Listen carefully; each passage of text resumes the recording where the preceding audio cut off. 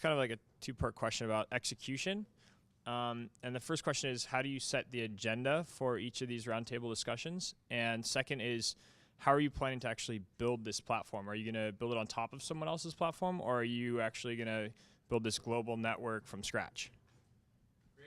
The basic way I would like it to go, first of all, I'm going to be essentially the interviewer to start out, and over time as we scale up, there will always be an anchor moderator interviewer that could kind of drive the conversation, because we want to lower the bar. Unlike TED, someone mentioned, we don't want to have people have to super prepare and have a ton of thinking and polish everything. This is more like, hey, lower the bar, come into our conversation. If you do a little prep on it and some thinking beforehand of what you'd like to throw out as a big idea, particularly once the show gets up and running, people get what it is. It's like, oh, cool, I'll do a little thinking. I'll scratch out a couple ideas, come in. But if not, I'm going to basically be able to interview them essentially to pop that out. I was a long-time journalist for Newsweek and anyhow, a bunch of different places. So I'm kind of used to that whole thing. But anyhow, so that's kind of a sense of doing that.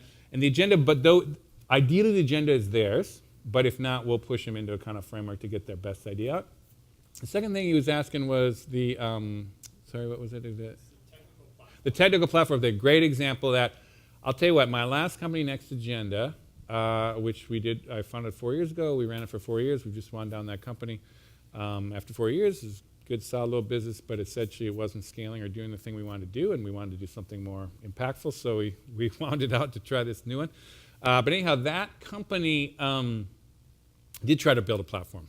And we basically lost our shirt trying to raise money and put money into it, and it just got to be this sinkhole. And we also were watching meanwhile, Google and these other people are building these platforms that are like, how the hell can you keep up with that? So I've learned that lesson, which is the great thing all you should take to heart, which is failure is honored in Silicon Valley and in the Bay Area. It's thought of as a badge of honor because you actually learn a lot in these failures, and I learned that, which is I'm not going to build another platform. And so basically we're building on another platform. Initially, we're basically going to build it on Google+. We're going to build it with the Hangouts there. We've been talking to them, and essentially we're going to build our collaborative platform using their essentially core things. And then, of course, we'll have our own website, our own web environment.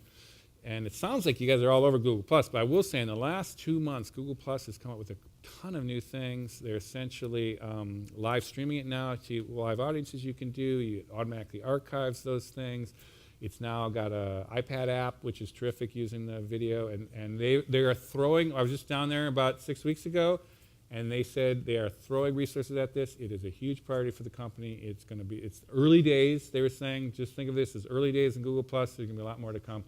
So hang on for that ride, and definitely tune into that if you haven't yet. And with that, I'm going to let you go. You've been a great audience, great questions. Good luck. Good luck in your careers, and love to stay connected. And stay in touch. Watch the show.